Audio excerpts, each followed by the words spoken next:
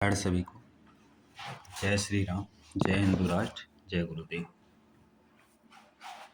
आशा करते हैं कि आप सभी अच्छे होंगे। प्रभु की कृपा आप सभी पर होगी। वैसे तो प्रतिदिन संध्या के समय में यहाँ इस विषय पर चर्चा की जाती रही है, लेकिन कुछ कारणों से हमने यह सोचा कि इसकी एक वीडियो भी बनाई जाए। तो चर्चा अगर जिन्हें जो भी करना हो, जो भी वीडियो देख रहे हों, तो ये समूह रहा हमारा टेलीग्राम के ऊपर हिंदुत्व रक्षक मंच, जिसकी ये डीपी है। परंपरावाद, मनुवाद, राजतंत्र, वर्णाश्रम, भारत अखंड हो, हिंदू राष्ट्र हो, ये सारी चीज़ें पुरी के शंकराचार्य जी को लेकर के है संबंधित। उन्हीं की प्रेरणा से ये चीज़ें चलाई जा रही हैं। बायो गुरु ग्रंथ गोविंद गौ गंगा की रक्षा हेतु समर्पित, धर्म रक्षा, गौ रक्षा और संस्कार जागरण में सक्रिय हिंदुओं के लिए ही यह समूह है। स्पष्ट शब्दों में बोला जाए तो राजनीतिक रूप से हम प्रेरित नहीं हैं, यानी कि ना भाजपा से, ना कांग्रेस, ना सपा, ना बसपा। हमें फर्क नहीं पड़ता है बहुत ज़्यादा।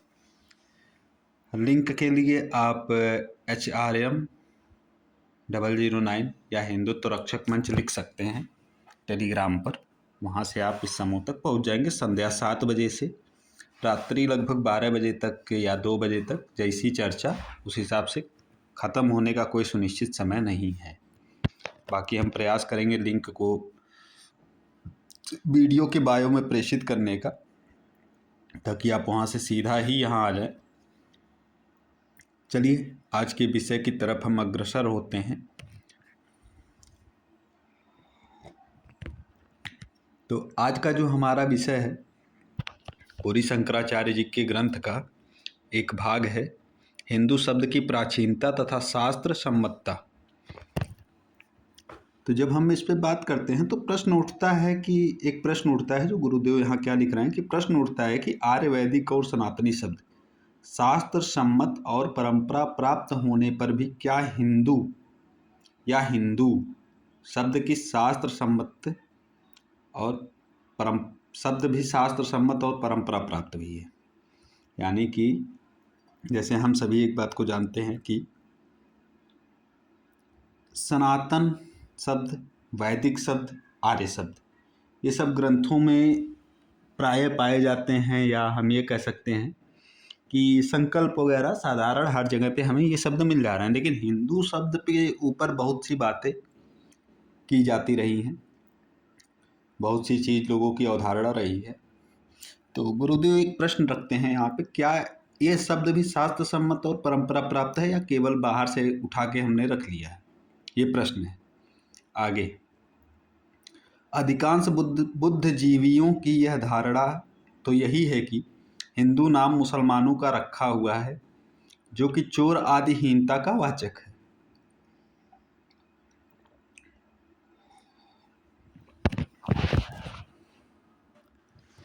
ठीक है, तो यहाँ पे एक बात उनके द्वारा लिखी जा रही है कि पूज्य शंकराचार्य जी लिखते हैं कि कुछ बुद्धिजीवी लोग की यह धारणा रही है कि हिंदू नाम जो है वो मुसलमानों, या सीधे शब्दों में कहें मुगलों का दिया हुआ है, जिसका अर्थ उन्होंने किया, ये उनकी सोच रही है कि हिंदू शब्द का अर्थ जो होता है वो चोर या हीनता का वाचक है। यानी कि किसी को तुच्छ हीन कहना वो हिंदू हो जाएगा। ऐसी अवधारणा कुछ बुद्धिजीवियों की रही है इस शब्द को लेकर के। आगे गुरुदेव लिखते हैं, परंतु वस्तु स्थिति यह है कि मोहम्मद और ईसा से भी सैकड़ों वर्ष पूर्व हिंदू और हिंदू शब्द का प्रयोग सौम्य, सुंदर, सुशोभित, शील निधि, दमशील और दुष्ट दलन में दक्ष अर्थों में प्रयुक्त और प्रचलित था। यानी कि गुरुदेव यहाँ पे कहते हैं कि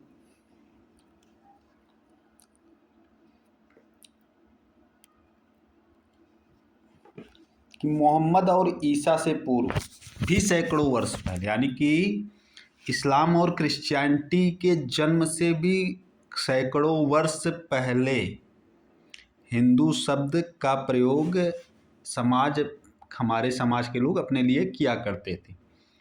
और वो क्यों करते थे? क्योंकि हिंदू शब्द की जो व्याख्या उन्होंने ली थी हमारे समाज के लोगों ने, अर्थ होता है सौम्य, सुंदर, सुशोभित, शील निधि, दमशील, तुष्ट दलन में दर्ज। अर्थात जो व्यक्ति सौम्य हो व्यवहार से, सुंदर हो, सुशोभित यानी शोभा पाने वाला हो, शील निधि जो अपने शील की रक्षा करने में दक्ष हो, जो दुष्टों का दलन करने में दक्ष हो, ऐसे लोगों के लिए हिंदू शब्द प्रयुक्त होता रहा है। सिकंदर जब भारत आता है, गुरुदेव आगे लिखते हैं कि सिकंदर जब भारत आता है तो अपने मंत्री से हिंदू कुश या ब्रैकेट में उसको हिंदू कूट पर्वत के दर्शन की इच्छा व्यक्त की। यानी कि सिकंदर के काल में जब सिकंदर आता है तो हमारे यहाँ एक पर्वत है जिसका नाम हिंदू कुश है या हिंदू कूट के रूप में लिया जाता है, उसे देखने की इच्छा दर्शाता है। इसका तात्पर्य यह है कि हिंदू कुश जो पर्वत का नाम हिंदू कुश है सिकंदर के आने से भी पहले से था। तभी तो उसे ये पता है कि वो हिंदू कुश पर्वत देखने जाना है मुझे, ना कि उसने अपनी तरफ से नाम जोड़ दिया।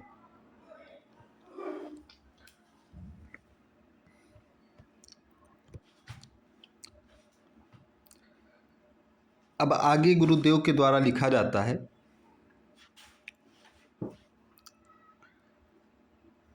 कि पारसियों के धर्म ग्रंथ सातिर, पारसियों का एक धर्म ग्रंथ होता है जो सातिर नाम से है, में हिंदू शब्द का उल्लेख है। अवेस्ता में हजारों वैदिक शब्द पाए जाते हैं। सिकंदर से भी सैकड़ों वर्ष पूर्व यह ग्रंथ है। यानी कि सिकंदर की उत्पत्ति से भी सैकड़ों वर्ष पहले पारसी धर्म ग्रंथ थे, तब से हैं, सैकड़ों वर्ष पहले से हैं, जिसमें हिंदू शब्द कौन से ग्रंथ में पारसी के पाया जाता है? सातिर में मिलता है। एक ग्रंथ आता है उनका अवेस्ता नाम से, उसमें भी बहुत से हजारों वैदिक शब्द पाए जाते हैं, जो सिकंदर से भी सैकड़ों वर्ष पूर्व का ग्रंथ है। इसमें हिंदू शब्द का प्रयोग है। एक समय में बलख नगर का नाम पूर्व काल में हिंदवार था। हिंदवार, ठीक है, पूर्व काल में हिंदवार था। यहाँ ये बात लिखी गई, यानी कि बलख नगर जो रहा है उसका पूर्व नाम क्या था? हिंदवार रहा है। आगे एक अवधारणा जो हम लेके चलते हैं कि सिंधु से हिंदू बना, यानी श की जगह है का प्रयोग प्रसिद्ध है। ये भी बात गुरुदेव लिखते हैं और इसको सत्यापित भी करते हैं। स के स्थान पर है का प्रयोग प्रसिद्ध है।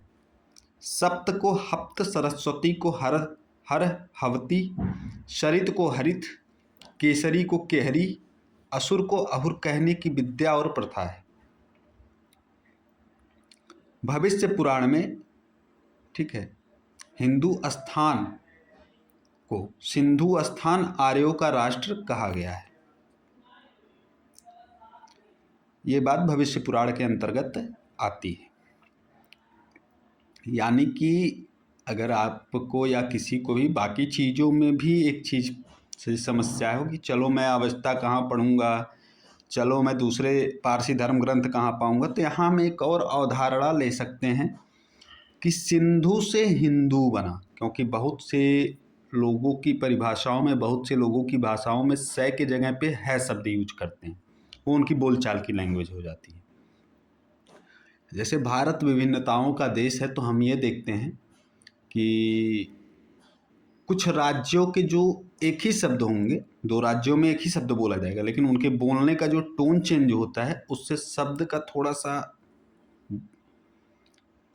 वाक्य जब बोला जाता है तो उसमें से एक आध शब्द थोड़ा सा डिफरेंस लगता है दूसरे राज्य वाले से। तो इस तरह पे देश के स्तर पे भी हम चीज़ों को देख सकते हैं। तो स के स्थान पर है का प्रयोग प्रसिद्ध है। जैसे सप्त को हप्त बोल देना, यहाँ सप्त माने सात था तो हप्त बोल दिया, हप्त माने भी वहाँ सात होगा। लेकिन अब वहाँ सात नहीं लिखा जाएगा, वहाँ क्या लिखेंगे, वो सात को क्या लिखेंगे, हाथ लिखेंगे, थ नहीं, हाथ, ये शब्द लिखा जाएगा।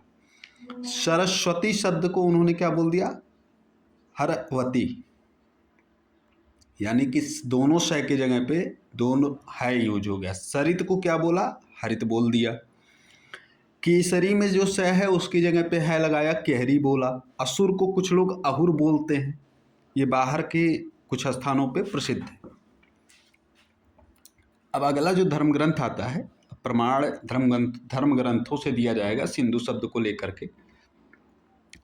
लेकिन अगर हम इस तथ्य को भी लेके चलें कि सिंधु से हिंदू बना, तब भी जो बुद्धिजीवी लोगों की एक बात कही गई कि हिंदू का अर्थ चोर आदि हीनता का वाचक है हिंदू शब्द, वो बात प्रमाणित नहीं होती।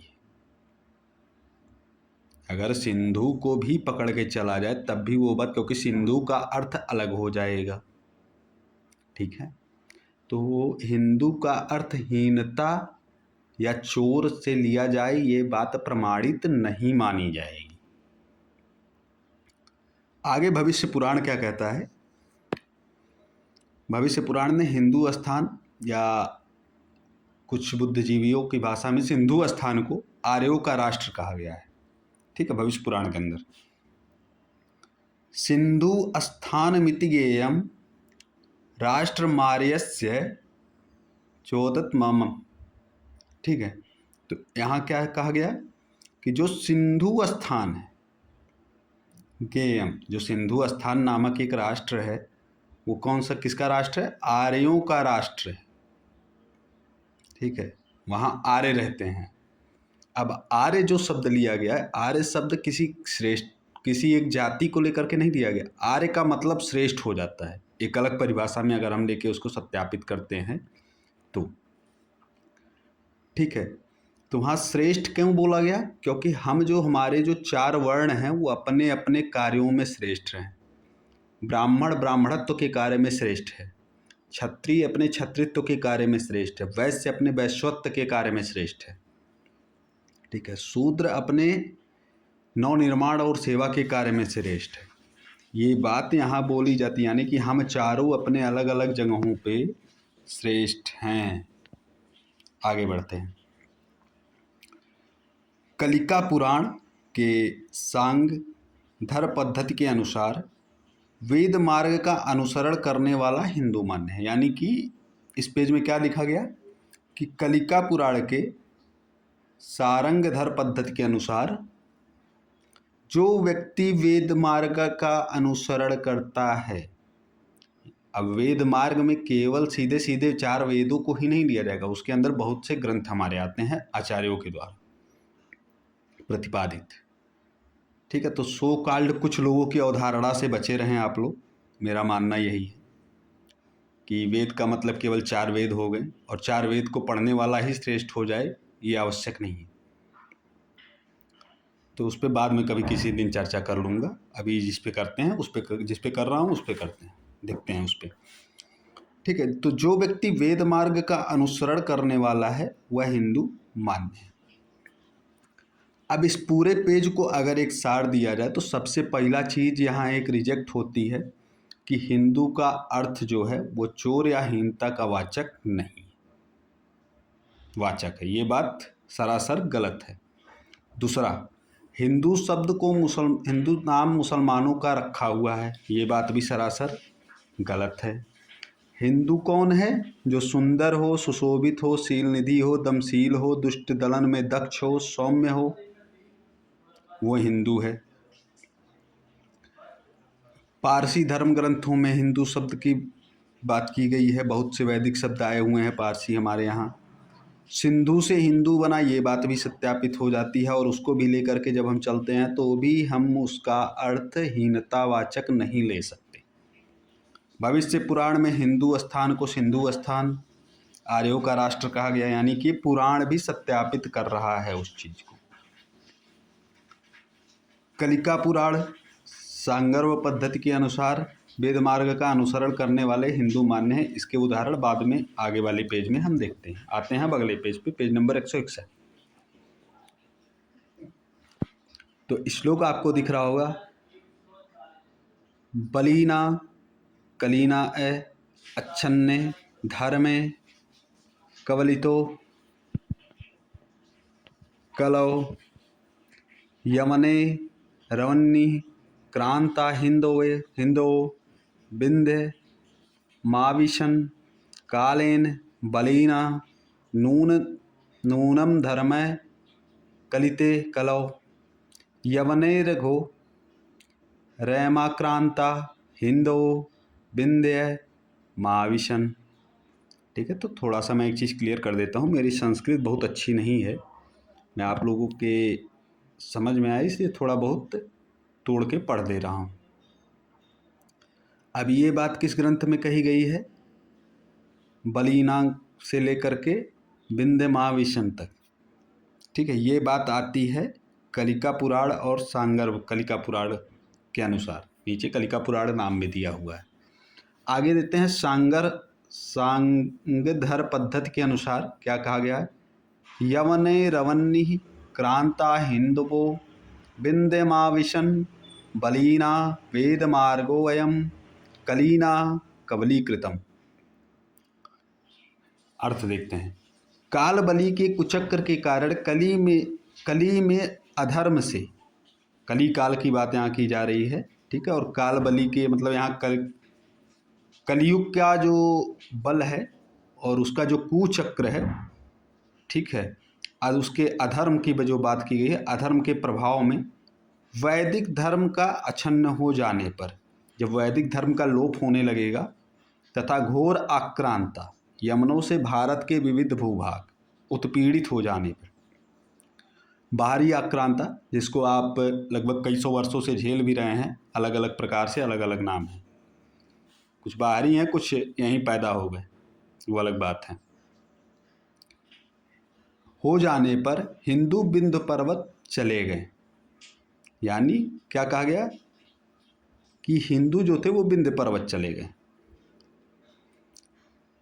ये बात कलवली के कुचक्र ऊपर की चीज़ों का एक सार दिया गया। फिर आगे, अब हिंदू शब्द को कैसे प्रभावित करते हैं? हिंदू शब्द का दूसरा अर्थ लेंगे। हिमालय का प्रथम अक्षर है और इंदु सरोवर, कुमारी अंतरीप के प्रारंभ के दो अक्षर इंदु। ठीक है धन इंदु बराबर हिंदू हो गया। ये भौगोलिक परिभाषा है उत्तर से दक्षिण की तरफ की। उत्तर में क्या है हमारा? हिमालय। दक्षिण में क्या है? हिंद महासागर, जिसको यहाँ क्या बोला गया? सरोवर बोला गया। सरोवर शब्द से जरूरी नहीं है कि केवल एक छोटा जलाशय ही हो सकता है, तो यहाँ पे सरोवर वो बोला गया कि वहाँ से हिमालय से लेकर के हिंद महासागर तक की जो भूमि है उस पे बसने वाले जो लोग हैं वो कौन हैं? हिंदू हैं। बृहस्पति आगम के अनुसार हिमालय से हिंदू सरोवर तक का देव निर्मित भूभाग हिंदू स्थान कहा जाता है। इसमें परंपरा से निवास करने वाले और उनके वंशधर हिंदू कहे जाते हैं। बृहस्पति आगम इस बात को सत्यापित भी करता है। ठीक है, बृहस्पति आगम अगर किन्हीं ने पढ़ा होगा तो उस बात को सत्यापित करेगा कि हिमालय से इंदु सरोवर यानी कि हिंद महासागर तक का जो भाग है वो देव निर्मित है। ऐसी मान्यता है हमारे शास्त्रों की, हमारे आचार्यों की। हमारा जो भूभाग है जहाँ हम आज वास कर रहे हैं वो देवताओं ने ही बनाया हुआ है, और उस पूरे भूभाग को हिंदू स्थान यानी हिंदुओं का स्थान कहा जाता है। उसमें किसको कहा जाता है? इसमें परंपरा से निवास करने वाले और उनके वंशधर, इसमें जो पूर्वकालिक निवास करने वाले लोग हैं और उनका जो आज का वंश, वो सब के सब हिंदू हैं। जिसके लिए गुरुदेव एक बात कहते हैं कि मोहम्मद साहब या ईसा मसीह जी के जो पूर्वज थे वो सबके पूर्वज सनातनी वैदिक आर्य हिंदू थे। और ये बात तो सभी मानते हैं कि भारत में उपस्थित जितने भी अन्य संप्रदाय हैं सभी के पूर्वज सनातनी वैदिक आर्य हिंदू थे। इसके प्रमाण हमारे पास अलग अलग माध्यमों से मिल जाते हैं। आते हैं बृहस्पति आगम का श्लोक है, हिमालयं समारभ्य यावदिन्दु सरोवरं तमदेव निर्मितं देशम हिंदुस्थानम प्रचक्षते। ठीक है, ये बृहस्पति आगम। ही शब्द पलक्षित हिमालय समझना चाहिए। नदु शब्दोपलक्षित कुमारी अंतरीप इंदु सरोवर कन्याकुमारी समझना चाहिए। हिमालय से कन्याकुमारी अंतरीप पर्यंत देव विनिर्मित भूभाग को हिंदू स्थान कहते हैं। ये बृहस्पति आगम का श्लोक है। यहाँ सीधे शब्दों में हिंदू स्थान की बात की गई है। अब यहाँ पे सिंधु शब्द भी नहीं लिया गया। यहाँ एक्यूरेट बृहस्पति आगम इस चीज़ को वेरीफाई कर दे रहा है कि वहाँ हिंदू शब्द ही है। आगे बढ़ते हैं। आसम किसका ही है? महाभारत अश्वमेध पर्व 12। ठीक है। आसमुद्राच यत पूर्वादा समुद्राच पश्चिमात हिमाद्रि विंध्य योर्मध्ये मार्यावर्तम प्रचक्षते। ठीक है, क्या बात की गई, आगे देखते हैं। पूर्व में समुद्र से लेकर पश्चिम में समुद्र पर्यंत तक, उत्तर में हिमालय से लेकर दक्षिण में विंध्य पर्यंत पर्वत पर्यंत तक आर्यावर्त कहा जाता है। यानी क्या? पूर्व में समुद्र से लिया, पश्चिम में समुद्र पर्यंत, जो पूरब का समुद्र है और पश्चिम का समुद्र है भारत के भूभाग के, तथा उत्तर में हिमालय और दक्षिण में विंध्य पर्वत पर्यंत आर्यावर्त कहा जाता है। वृद्ध स्मृति के अनुसार हिंसा से दुखित होने वाला, वृद्ध स्मृति क्या कहती है कि हिंसा से दुखित होने वाला, सदाचरण तत्पर, वर्णोचित आचरण संपन्न, वेद गौवंश देव प्रतिमा सेवी हिंदू समझने योग्य है। अब आज हमारे समाज में कुछ तथाकथित लोग हैं जो कहते हैं कि देवता की प्रतिमा की पूजा नहीं होती है। तो अगर हम स्मृति की बात करें, स्मृति में एक स्मृति आती है वृद्ध स्मृति। वहाँ क्या कहा गया?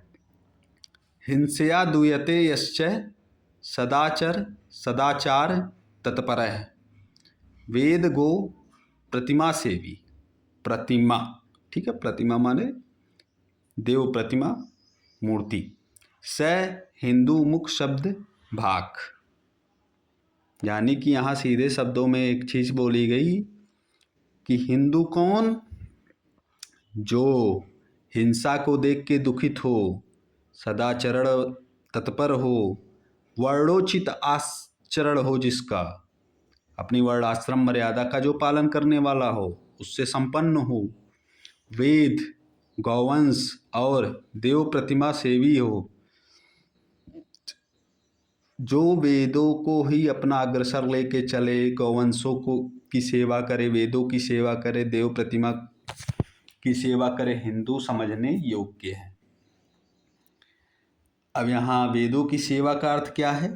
क्योंकि वेद हमारे ये माने गए हैं इन सनातन धर्म में कि वेद को हमने लिखा नहीं, वो भगवान का अभिन्न अंग है, यानी ईश्वर का ही अंग माना गया है वेद।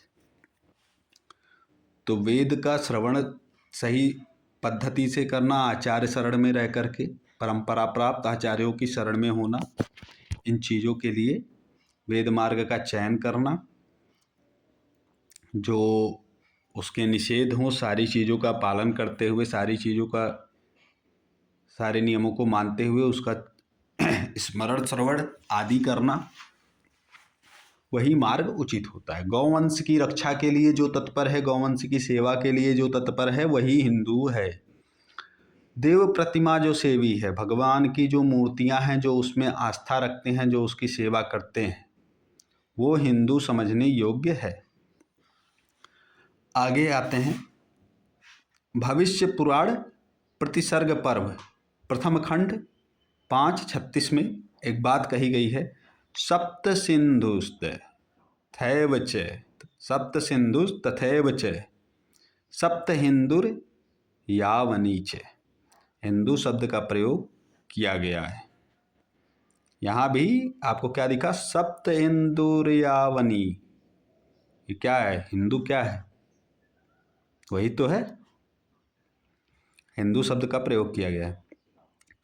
पश्चिम देशों में, पश्चिमी देशों की अब यहाँ बात चल रही है थोड़ी देर के लिए। पश्चिमी देशों में एकमात्र इसी मार्ग से जाने के कारण भारत हिंद कहा जाने लगा। भारतीय हिंदू या हिंदू, यहाँ दो बार हिंदू लिखा गया है, एक पे छोटी ऊ की मात्रा है, एक पे बड़ी ऊ की मात्रा है द के ऊपर, कहलाने लगे। स्वतंत्रता के पूर्व तक पारस, ईरान, तुर्की, इराक, अफगानिस्तान और अमेरिका आदि में भारत को हिंद और भारतीयों को हिंदू कहा जाता था। भारत के स्वतंत्रता से पूर्व, ठीक है, तक जो हमारे अलग कंट्रियां हैं, जो अलग देश हैं, उसमें क्या बोला जाता था, हमें हिंदू के रूप में ही दिया जाता था, लिया जाता था। अद्भुत कोश के अनुसार हिंदू और हिंदू दोनों शब्द पुल्लिंग है। दुष्टों का दमन करने वाला हिंदू और हिंदू कहे जाते हैं। जो दुष्टों का दमन करे, यानी कि जो अधर्म का साथ ना दे, अधर्म को खत्म करे, वही हिंदू है। जैसे हमारे जितने भी देवी देवता हैं आज के डेट में, भगवान राम, भगवान कृष्ण, वो किस लिए इस धरती पे जन्म लेते हैं, क्योंकि उस समय दुष्टता अपने चरम पे जब आती है तो ईश्वर अवतरण होते हैं। अब आवश्यक नहीं है कि ईश्वर सीधा अवतरण करें, उसके लिए किसी संत महात्मा ऋषि को भी भेज सकते हैं, जिसके प्रमाण हमें अलग अलग माध्यमों से मिलते भी हैं। आगे, सुंदर रूप से सुशोभित, दैत्यों के दमन में दक्ष, इन दोनों अर्थों में भी इन शब्दों का प्रयोग होता है। यानी क्या है, जो सुंदर रूप से सुशोभित है, दैत्यों के दमन में जो दक्ष है, दक्ष माने पूर्ण हो, जो तो दैत्यों का दमन कर सके, वो हिंदू होता है हमारे यहाँ। हिंदू हिंदुश्च पुंसी दुष्टानाम च विगर्षणे रूपशालिनी दैत्यारो। यानी यहाँ क्या कहा जा रहा है, हेमंत कवि कोश के अनुसार, आते हैं एक मिनट, हिंदू हिंदुश्च पुंसी दुष्टानाम च विगर्षणे रूपशालिनी दैत्यारो। सुंदर रूप से सुशोभित और दैत्यों के दमन में दक्ष, इन दोनों अर्थों में इन शब्दों का प्रयोग है। यानी कि हिंदू कौन, जो सुंदर रूप से सुशोभित हो, रूपशालिनी दैत्यारो, दुष्टानाम च विगर्षणे, जो दैत्यों के दमन में दक्ष हो, वही हिंदू है। आते हैं आगे, हेमंत कवि कोश के अनुसार हिंदुर्हि नारायणा दिदेवता भक्त है। क्या कहा गया, हिंदू उसे कहा जाता है जो परंपरा से नारायण आदि देवता का भक्त हो। नारायण। तो अब आगे चलते हैं। आगे पूज्य गुरुदेव जो उदाहरण देते हैं, क्या देते हैं, मेरु तंत्र के प्रकाश 23 के अनुसार हीनम च दुष्यतेव तेव हिंदू ऋत्यु चैत प्रिय। मेरु तंत्र क्या कहता है, मेरु तंत्र के अंदर क्या बात कही गई, हे प्रिय, जो हीन आचरण को निंद समझकर उसका परित्याग करे वह हिंदू कहलाता है। यानी कि जिसका क्या है, हीन आचरण जिसके जीवन में ना हो, जो एक शालीन व्यक्ति हो, उच्च आचरण वाला हो, वही हिंदू है।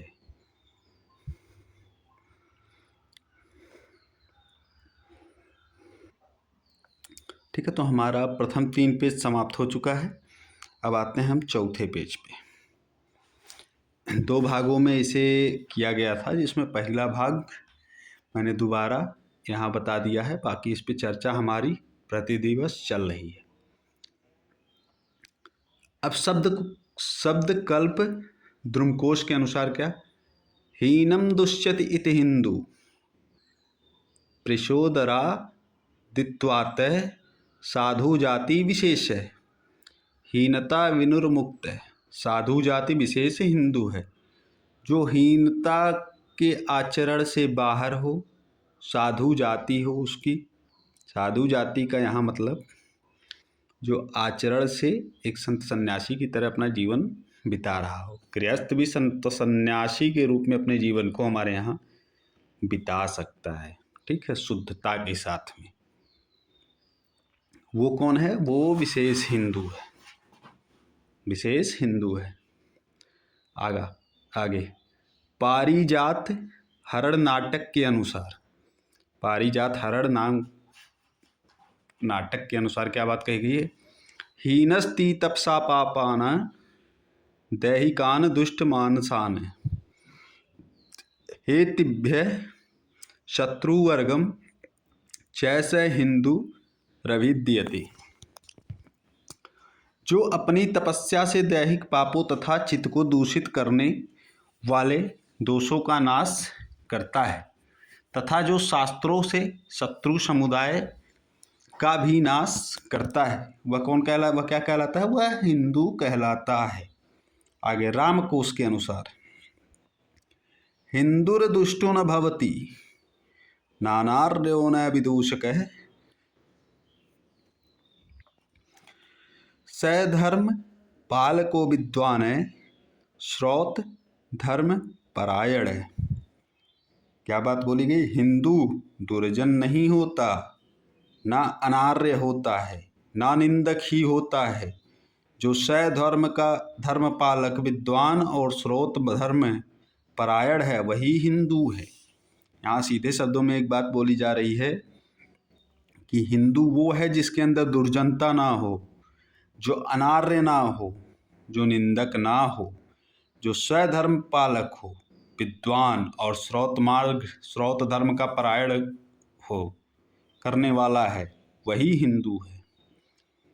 माधव दिग्विजय के अनुसार सनातनी, आर्य समाजी, जैन, बौद्ध सिक्कादि अनुगत लक्षण के अनुसार ओमकार को मूल मंत्र मानने वाला, पुनर्जन्म में दृढ़ आस्था रखने वाला, गोभक्त, भारतीय मूल के सतपुरुष द्वारा प्रवर्तित पथ का अनुगमन करने वाला तथा हिंसा को निंदय मानने वाला हिंदू कहने योग्य है। अर्थात यहाँ स्पष्ट रूप से आचरण की बात की गई है। ये बहुत ध्यान देने योग्य बात है। आज समाज में जो युवा वर्ग है, आज हमें खुद को कुछ लोग कट्टर हिंदू कहते हुए मिलते हैं। अब वो कट्टर हिंदू की परिभाषा उनकी क्या होती है? मैं हिंदू क्यों हूँ? क्योंकि मैं दूसरों को गाली देता हूँ। भाई साहब, तो सबसे पहला तो आपका आचरण स्वतः दूषित है। आप स्वतः को हिंदू के रूप में कैसे परिभाषित कर रहे हैं? तो हमारे यहाँ क्या कहा गया है? जो शौच कर्म होता है, बाह्य शौच, अभ्यंतर शौच, जिनको नहीं पता हो तो एक गीता प्रेस द्वारा प्रकाशित एक पुस्तक आती है, नित्य कर्म पूजा प्रकाश, ठीक है, जिसमें नित्य कर्म की बात की जाती है। तो उसको एक बार सभी लोग उसका अनुसरण करेंगे। नारायण। जो शास्त्र विदित नियमों का पालन करने वाला है वो हिंदू है। जिसका आचरण आंतरिक और बाह्य दोनों शुद्ध हो वो हिंदू है। यानी आंतरिक बाह्य का अर्थ यह है कि बाहर से मैं राम राम करता फिरूं, भगवान श्री राम के नाम का जप करूं, और अंदर ही अंदर मैं किसी व्यक्ति के बारे में एक अनैतिक विचार रखूं। जैसे उदाहरण के लिए हमारे यहाँ एक ब्रह्मचर्य होता है।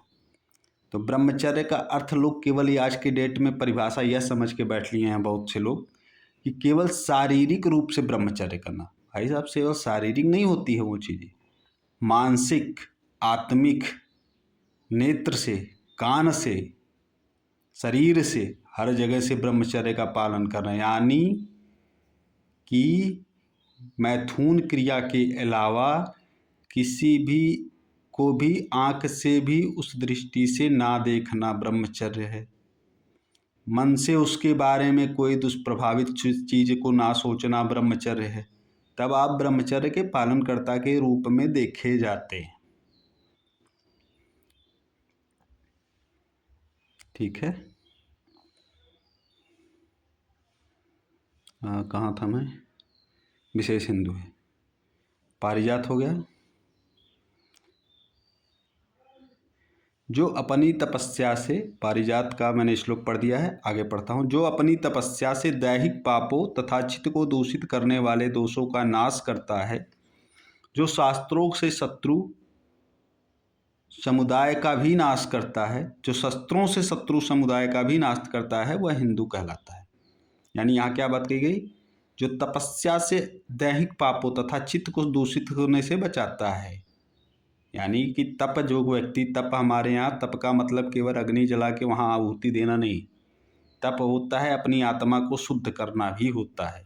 एक उदाहरण, एक विचार, ठीक है। तो जो अपने दोषों का नाश करता है, जो शस्त्रों से, शस्त्र का सहयोग लेकर के छात्र धर्म का पालन करते हुए शत्रु समुदाय का, अधर्मियों का जो नाश करे, वह हिंदू है। रामकोश के अनुसार मैंने आगे बताया था, जो दुर्जन नहीं है, ना अनार्य होता है, ना निंदक होता है, जो सधर्म पालक होता है। फिर आगे आते हैं,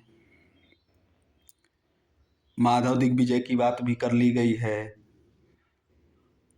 आगे क्या बात कही गई? ओमकार मूल मंत्रार्ध्य पुनर्जन्म दृढ़ास्य गोभक्तो भारत गुरु हिंदू हिंसन दूषक है। ठीक है। जो माधव दिग्विजय की जो बात हिंदी में समझाई है, उसी का ये संस्कृत श्लोक है।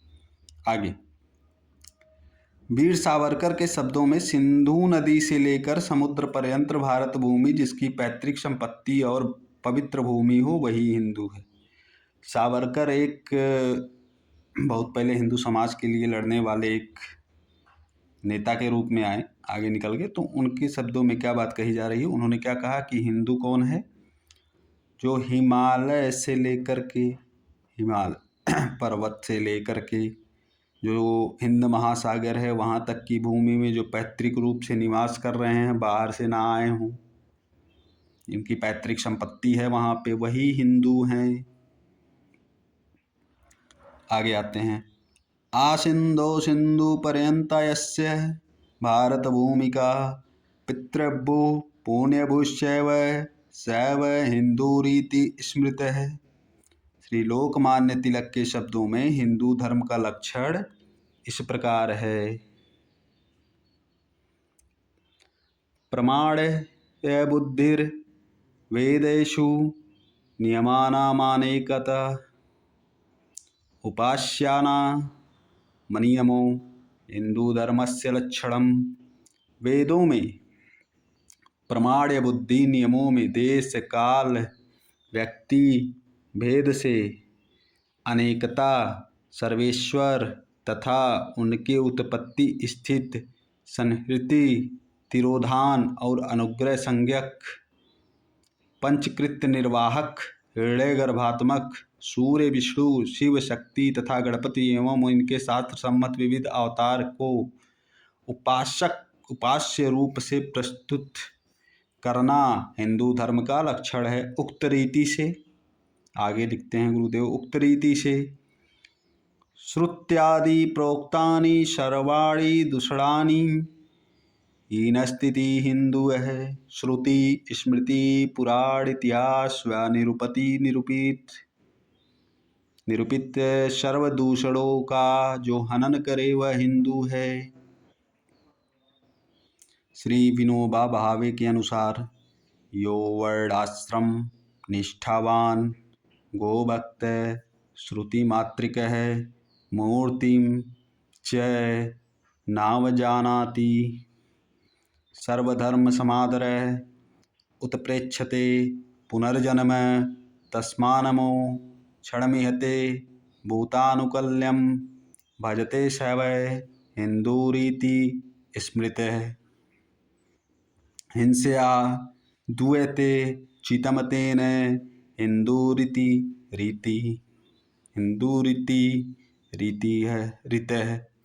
जो वर्णों और आश्रमों की व्यवस्था में आस्था रखने वाला, यानी क्या, जो हमारी वर्ण व्यवस्था और वर्ण व्यवस्था और आश्रम व्यवस्था में आस्था रखने वाला हो, गोभक्त हो, श्रुतियों का समादर करने वाला हो, सच्चिदानंद स्वरूप सर्वेश्वर के विविध अवतारों में स्थान्वित हो, मूर्ति पूजक है। ये कौन कह रहा है? विनोबा भावे जी के अनुसार ये बात कही जा रही है। श्रोत स्मार्त तथा इनके अविरुद्ध सर्वधर्मों के प्रति जिसके हृदय में समादर है, जो पुनर्जन्म को मानता है और उससे मुक्त होने का प्रयत्न करता है, यानी कि जिसका लक्ष्य मोक्ष हो, जो सदा सब प्रयाणियों के अनुकूल बर्ताव करता है, वही हिंदू माना गया है। हिंसा से उसका चित्त दुखी होता है, अतः उसे हिंदू माना गया है। सनातन शैली में हिंदू की परिभाषा इस प्रकार है। श्रुति स्मृत्यादि शास्त्रेषु प्रामाण्य बुद्धि मवलंब्य छुत्यादिप्रोक्ते धर्मे विश्वासं निष्ठां च यः करोति स एव वास्तव हिंदू पदवाच्य है। कौन कह रहा है ये? स्वामी हरिहरानंद सरस्वती, यानी हमारे धर्म सम्राट श्री करपात्री जी महाराज का ये वचन है। क्या कहा उन्होंने? हिंदू कौन? श्रुति स्मृत्यादि शास्त्रों में प्रमाण्य बुद्धि का आश्रय लेकर उनमें कहे हुए धर्म में जो विश्वास और निष्ठा करता है, वही वास्तव में हिंदू कहने योग्य है। गया सलुगात आदि में विद्वेषवश हिंदू का अर्थ गुलाम चोर काफिर किया गया। यानी क्या कहा उन्होंने? आगे क्या बात है? गया सलुगात आदि जो बुद्धिजीवियों के द्वारा लिखे गए चीज़ें हैं, विद्वेषवश यानी कि नफरत के कारण से, द्वेषाभाव के कारण से केवल हिंदू शब्द का अर्थ गुलाम चोर या काफिर किया गया।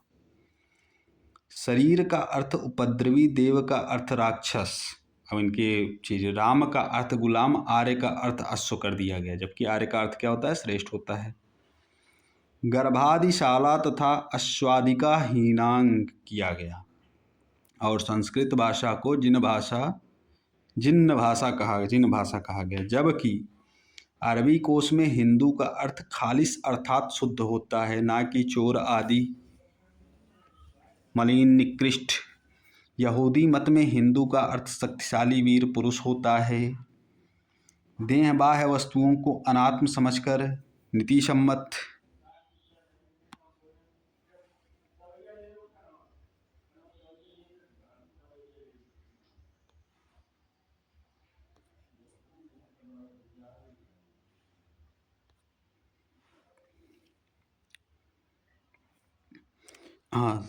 पेज उधर चला गया था। देह बाह्य शब्द को, वस्तुओं को अनात्म समझकर नीति सम्मत जीवन यापन की लोक सम्मत स्वस्थ विधा का नाम चारवाक दृष्टि से हिंदू धर्म है।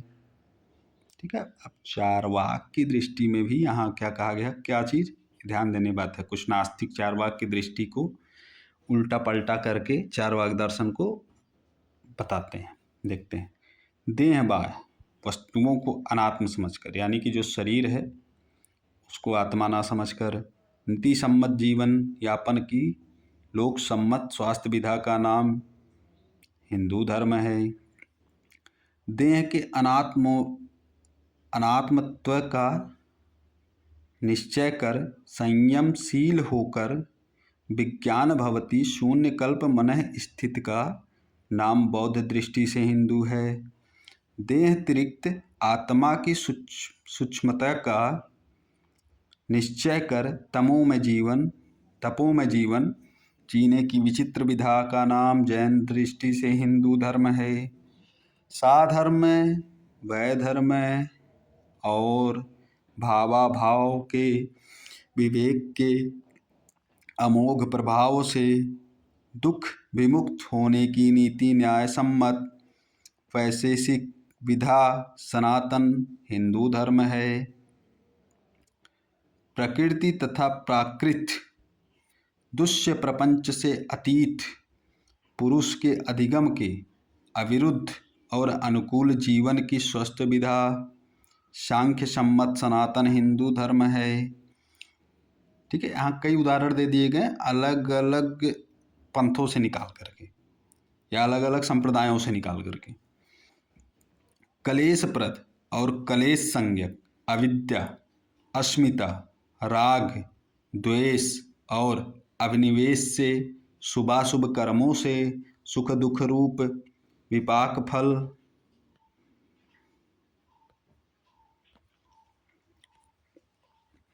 से और शुभाशुभ संस्कार रूप आशय से विरक्त मन को कलेश कर्म विपाक आशय से असंस्पृष्ट पुरुष विशेष रूप पुरुषोत्तम की उपासना के अमोघ प्रभाव से प्रकृत सारूप्य विनिर्मुक्त मोक्षप्रयुक्त बनाने का योग दृष्टि से सनातन हिंदू धर्म है।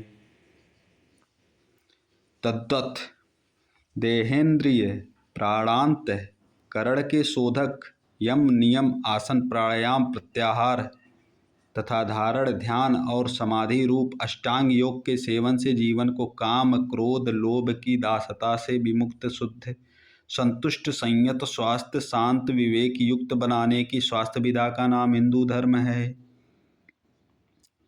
इधर मुझे ऐसा नहीं लगता कि बहुत ज़्यादा एक्सप्लेन करने की ज़रूरत है, क्योंकि ये बहुत साधारण हिंदी में लिखी गई चीज़ें हैं। हाँ, कुछ चीज़ें अगर नहीं समझ में आएंगी तो अभी लास्ट में उसका समाधान बताऊंगा। तद्वत् साकार निराकार सगुण निर्गुण और चीज जड़ के विवेक से मंडित पुरुष सारूप्य संपन्न जीवन की उज्ज्वल संज्ञा हिंदू धर्म है।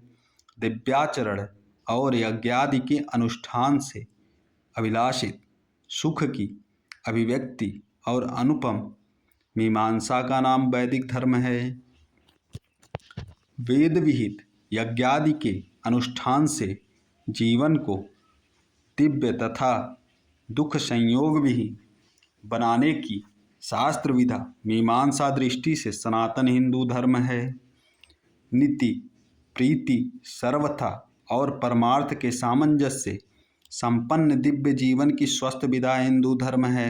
सत्संग संयम स्वाध्याय यज्ञ तप व्रत और जपादि के द्वारा लौकिक भौतिक और प्राकृत मन में अलौकिकता अभौतिकता और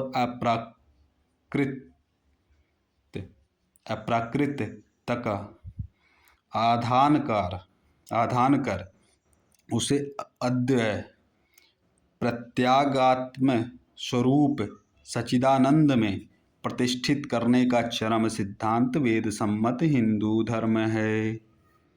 नारायण जय गुरुदेव। ठीक है, लास्ट के 2 पेजों की मैंने बहुत डिटेल में व्याख्या नहीं की कि उसके पीछे के बेसिक रीजन ये थे कि दोनों पेज बहुत ही शुद्ध हिंदी में लिखे हुए हैं। कुछ शब्द हो सकता है लोगों को कठिन लगे, तो अब मेरे अनुसार तो मेरे लिए बहुत से शब्द कठिन नहीं है, तो मैं अगर अपने अनुसार केवल व्याख्या करूँगा तो समस्या होगी। तो उसका सबसे अच्छा समाधान मैं देता हूँ। जो लोग इस वीडियो को देखते हैं, ठीक है, समूह का नाम आपको टेलीग्राम पे दिख रहा है, हिंदुत्व रक्षक मंच। ठीक, यहाँ आ जाते हैं, हिंदुत्व रक्षक मंच, यह है हमारा समूह, जिसके अंतर्गत 25,591 मेंबर, ये भी आपको दिख गया। और ये मेंबर्स कुछ हैं आगे यहाँ पे, इसका बायो देख लीजिए। गुरु ग्रंथ गोविंद गौ गंगा की रक्षा हेतु समर्पित धर्म रक्षा गौ रक्षा संस्कार जागरण सक्रिय हिंदुओं के लिए। तो जिनको कन्फ्यूजन होती है वो यहाँ लिंक है, ठीक है, इसको मैं बायो में डाल देता हूँ। आप वहाँ से सीधा आ सकते हो, या फिर टेलीग्राम पे आके ग्रुप का नाम सर्च करिए और यहाँ आके जुड़ जाइए। यहाँ अपने प्रश्नों के उत्तर मुझसे ले सकते हो, जो भी इस वीडियो को सुनने के बाद आप में शंका उत्पन्न होती है। नारायण सभी को, सबका दिन शुभ हो। जय गुरुदेव, जय श्री राम, जय हिंदू राष्ट्र। हर हिंदू सेना हो, हर हिंदू सनातनी हो।